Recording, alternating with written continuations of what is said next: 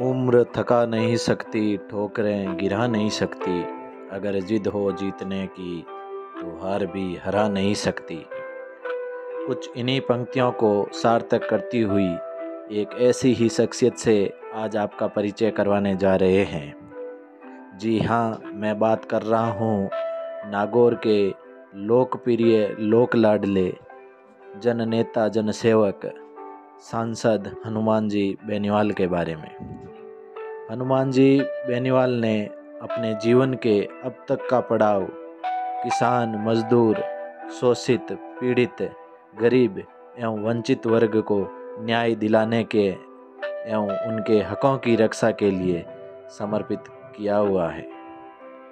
राजस्थान की राजनीति में एक बहुत बड़ा नाम जिसे शायद ही ऐसा कोई व्यक्ति होगा जो नहीं जानता हो।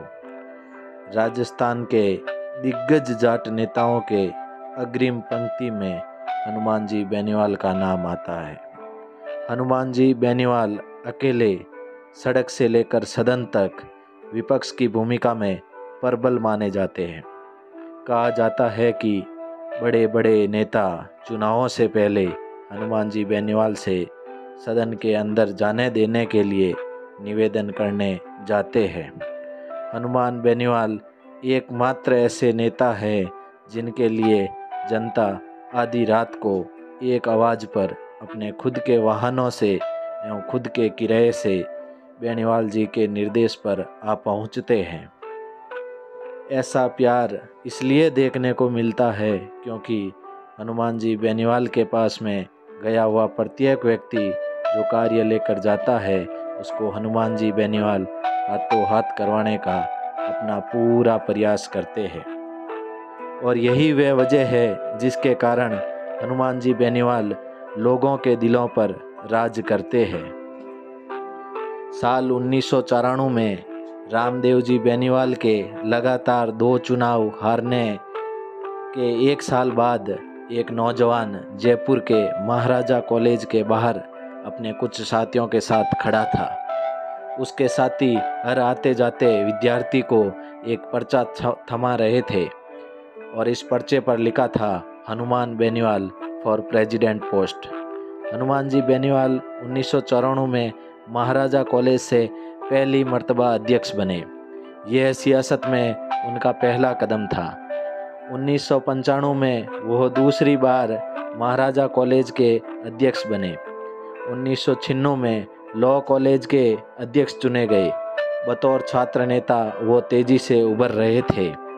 आने वाले 2 साल उनकी ज़िंदगी को पूरी तरह बदल देने वाले थे, लेकिन उससे पहले 1996 का एक किस्सा। यह साल था 1996 का। सुबह के तकरीबन 4:30 का वक्त था। जयपुर के सिंधी कैंप बस स्टैंड पर खड़े कुछ छात्र चाय पीते पीते अखबार पढ़ रहे थे। अखबार के ऊपरी किनारे पर दर्ज तारीख बताती थी कि यह 9 अगस्त का दिन था। पहले पन्ने पर खबर लिखी हुई थी राजस्थान विश्वविद्यालय में बवाल, छात्र संघ अध्यक्ष सहित 1 दर्जन छात्र नेता गिरफ्तार। यह छात्र इस खबर की एक एक लाइन पढ़ रहे थे और ठहाके लगाकर हंस रहे थे। इन लोगों ने अखबार को तह करके अपने साथ रख लिया और यूनिवर्सिटी की तरफ बढ़ गए। राजस्थान यूनिवर्सिटी में प्रदेश के हर कोने से छात्र पढ़ने आते हैं। जाति के अलावा यहाँ जिलेवार गुटबंदी भी बनी होती है। 1996 का छात्र संघ चुनाव नागौर ग्रुप के पक्ष में रहा था। नागौर के नावा से आने वाले महेंद्र चौधरी राजस्थान यूनिवर्सिटी के अध्यक्ष बने थे और बरणगांव नागौर के रहने वाले हनुमान जी बेनीवाल लॉ कॉलेज के अध्यक्ष चुने गए थे। जुलाई के अंत में यह लोग छात्र संघ का चुनाव जीते थे और अगस्त के पहले सप्ताह से विधानसभा का मानसून सत्र शुरू हो गया। विपक्ष के कई छात्र संगठनों ने अपनी मांग को लेकर यूनिवर्सिटी में बंद करने का आह्वान कर दिया था। राजस्थान यूनिवर्सिटी उस दौर में बंद और हड़तालों के लिए ही जानी जाती थी। ये दोनों नेता इस प्रचार के दम पर चुनाव जीत कर आए थे कि वो बंद और हड़तालों के चलते यूनिवर्सिटी के आम छात्रों की पढ़ाई डिस्टर्ब नहीं होने देंगे। इसीलिए ये दोनों नेता यूनिवर्सिटी बंद के खिलाफ थे। सुबह 9:15 बजे दोनों पक्ष यूनिवर्सिटी गेट पर आमने सामने हो गए।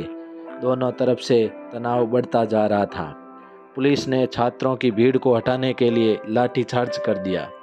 बदले में गुस्साए छात्रों ने पुलिस पर पत्थर बरसाने चालू कर दिए। करीब 3 घंटे चली इस लाठी पत्थर की जंग में दोनों तरफ के कई लोग घायल हो गए। प्रदर्शन पर लगाम लगाने के लिए पुलिस ने 1 दर्जन से ज़्यादा छात्रों को गिरफ्तार कर लिया। इसमें महेंद्र चौधरी और हनुमान जी बेनीवाल शामिल थे। गिरफ्तार किए गए छात्रों को पहले बजाज नगर थाने लेकर जाया गया और वहां से इन्हें केंद्रीय कारागार भेज दिया गया। कहते हैं कि उस समय इन छात्र नेताओं का ऐसा रोला था कि जेल की बैरक से निकलकर कई कैदी इन्हें देखने के लिए बाहर आ गए थे। देर रात प्रशासन को सूचना मिली कि अपने छात्र संघ और लॉ कॉलेज के अध्यक्ष की गिरफ्तारी के खिलाफ प्रदर्शन के लिए यूनिवर्सिटी के तमाम छात्र लामबंद हो रहे हैं। स्थिति किसी भी क्षण नियंत्रण से बाहर हो सकती थी। प्रशासन जानता था कि एक बार अगर छात्र सड़कों पर आ गए तो उन्हें नियंत्रित करना मुश्किल हो जाएगा। भैरों सिंह शेखावत उस समय राजस्थान के मुख्यमंत्री थे। विधानसभा सत्र के दौरान वो राजधानी में छात्रों का कोई आंदोलन नहीं चाहते थे। स्थिति पर काबू पाने का एक ही जरिया था, गिरफ्तार किए गए छात्र नेताओं को तुरंत रिहा किया जाए। लेकिन इसमें भी एक दिक्कत थी। जेल के कायदे के हिसाब से सूरज डूबने के बाद जेल के दरवाजे नहीं खोले जा सकते थे। स्थिति की गंभीरता को समझते हुए इस नियम को ताक पर रख दिया गया और रात 2 बजे के करीब गिरफ्तार किए गए हनुमान जी बेनीवाल को छोड़ दिया गया एवं उनके साथी समस्त छात्रों को भी छोड़ दिया गया। जब तक ये लोग जेल से छूटकर आए, शहर के अखबार छप चुके थे। सिंधी कैंप पर चाय पीते पीते ये लोग अपनी ही गिरफ्तारी की खबरें पढ़ रहे थे। जेसी बोस हॉस्टल कांड के विरोध में किए गए प्रदर्शन के चलते हनुमान बेनीवाल छात्रों के बीच और ज़्यादा लोकप्रिय हो गए। 1997 में वे छात्र संघ के चुनावों में वे दोनों बड़े छात्र संगठनों एनएसयूआई और एबीवीपी का दामन थामने की बजाय निर्दलीय लड़े और बड़े आराम से चुनाव जीत गए। राजस्थान विश्वविद्यालय में ग्रामीण परिवेश से आने वाले छात्रों के लिए 5% अतिरिक्त आरक्षण की मांग भी इन्होंने ही की थी। राजस्थान विश्वविद्यालय के छात्र और प्रशासन एक बार फिर से आमने सामने थे। यूनिवर्सिटी छात्रों और पुलिस के बीच जंग का मैदान बनी हुई थी। छात्रों का यह मुद्दा विधानसभा में बहस की वजह बन गया। उस समय राजस्थान में भैरों सिंह शेखावत के नेतृत्व में बीजेपी की सरकार थी। सत्ता पक्ष के 58 विधायकों ने सदन में हनुमान बेनीवाल की गिरफ्तारी की मांग की। नतीजतन उन्हें राजस्थान यूनिवर्सिटी में धरना देते हुए गिरफ्तार कर लिया गया। वो कुल 8 दिन जेल में रहे और बाहर छात्र सरकार के खिलाफ मोर्चा बांधकर बैठे हुए थे। आखिरकार उनकी मांग मान ली गई। 5% अतिरिक्त अंक मिलने की वजह से अगले सत्र में गांव से आने वाले 8000 अधिक छात्रों का प्रवेश संभव हो पाया था। हनुमान जी बेनीवाल के पिता रामदेव जी बेनीवाल 1990 और 1993 का विधानसभा चुनाव हार चुके थे। राजस्थान में वो जिस जनता दल का झंडा ढो रहे थे वो 1991 में चंद्रशेखर की सरकार गिरने के बाद कई टुकड़ों में टूट चुकी थी। इस कठिन समय में उनका साथ दिया भैरों सिंह शेखावत ने। वही भैरों सिंह शेखावत जिनके खिलाफ हनुमान बेनीवाल जयपुर में छात्र आंदोलन का नेतृत्व कर रहे थे। रामदेव बेनीवाल और शेखावत का परिचय जनता पार्टी के समय से ही था। शेखावत के कहने पर रामदेव जी बीजेपी में आ गए। 1998 का विधानसभा चुनाव उनकी सियासत की अग्नि परीक्षा था।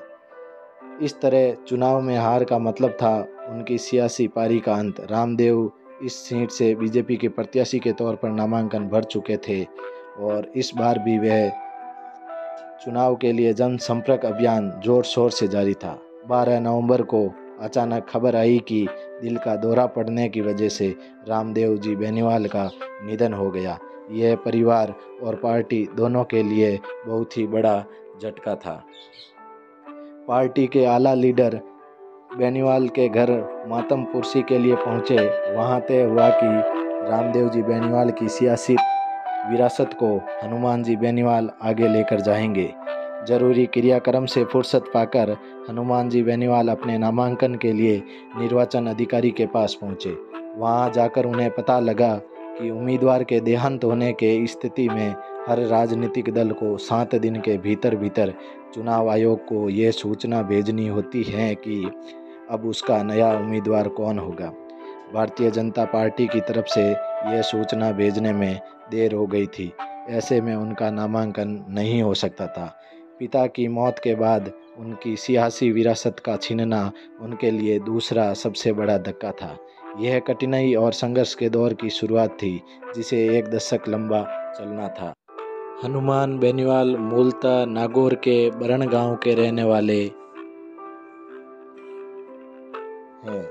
1959 से इस गांव की सरपंचाई उनके परिवार के पास ही रही है।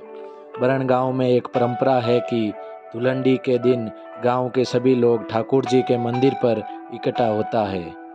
अगर गांव में किसी का झगड़ा चल रहा है तो उसे इसी दिन जाजम पर बैठकर सुलझा लिया जाता है। 10 मार्च 2001 के रोज लोग इसी रवायत के चलते ठाकुर जी के मंदिर पर इकट्ठा हो गए थे। इस विवाद को सुलझाने के लिए प्रेमाराम जी को भी इस सभा में बुलाया गया। बात सुलझने की बजाय उलझती चली गई। बातचीत की जगह हाथापाई ने ले ली। इस गहमा गहमी में बंदूक निकल गई। हाथापाई के दौरान जमीन पर गिरे परमाराम के कंधे पर पॉइंट ब्लैंक रेंज से गोली मार दी गई। उन्होंने मौके वारदात पर ही दम तोड़ दिया। इस मामले में लिखी गई एफआईआर में गांव के सरपंच प्रहलाद बेनीवाल, उनके भाई हनुमान जी बेनीवाल और नारायण जी बेनीवाल का नाम शामिल था। प्रहलाद को उसी दिन गांव से गिरफ्तार कर लिया गया। हनुमान बेनीवाल घटना के तीसरे दिन पुलिस की गिरफ्त में थे। इस मामले में वह 88 दिन लगातार जेल में रहे। 1996 में राजस्थान के छोटे से गांव देवडूंगरी से सूचना का अधिकार आंदोलन शुरू हुआ। 2002 में सूबे के मुख्यमंत्री बने अशोक गहलोत ने इस कानून को सूबे में लागू कर दिया। अशोक गहलोत 1 साल बाद होने वाले चुनाव में अपने इस कदम को पूरी तरह भुनाना चाहते थे। 2003 के विधानसभा चुनाव से पहले पूरे प्रदेश की दीवारें एक नारे से पुत गई। कांग्रेस सरकार ने क्या दिया? सूचना का अधिकार दिया। हनुमान बेनीवाल को बीजेपी का टिकट नहीं मिला था, लिहाजा उन्होंने लोकदल का दामन थाम लिया और अपने पिता की परंपरागत मोंडवा सीट पर मैदान में उतर गए। इस चुनाव में मोंडवा में मुकाबला बहुत दिलचस्प था। बीजेपी ने इस सीट से उषा पूनिया को मैदान में उतारा था। उषा पूनिया पूर्व विधायक गौरी पूनिया की बहू थी। कांग्रेस की टिकट पर लड़ रहे थे हबीबुर रहमान, वही हबीबुर रहमान जिन्होंने 1990 और 1993 के चुनाव में हनुमान बेनीवाल के पिता रामदेव बेनीवाल को हराया था। इस त्रिकोणीय संघर्ष में उषा पूनिया को 39,027 वोट और हनुमान जी बेनीवाल को 35,724 वोट मिले थे। 2008 के परिसीमन के बाद मोंडवा सीट खत्म कर दी गई और खिंवसर नाम से एक नई सीट अस्तित्व में आई। हनुमान बेनीवाल को 2008 के विधानसभा चुनाव में खिंवसर से बीजेपी की टिकट मिल गई।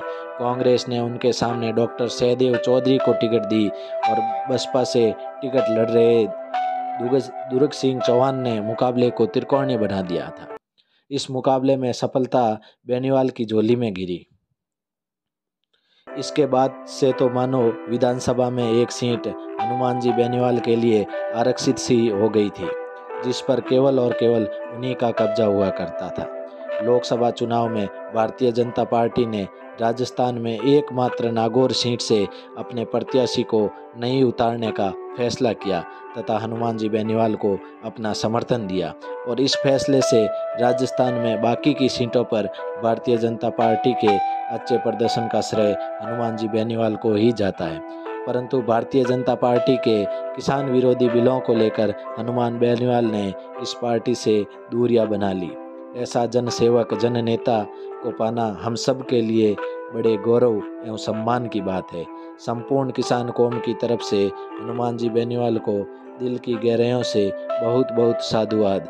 आप अपने जीवन में इसी तरह पिछड़े तबकों के हितों के लिए संघर्ष करते रहें। धन्यवाद साथियों।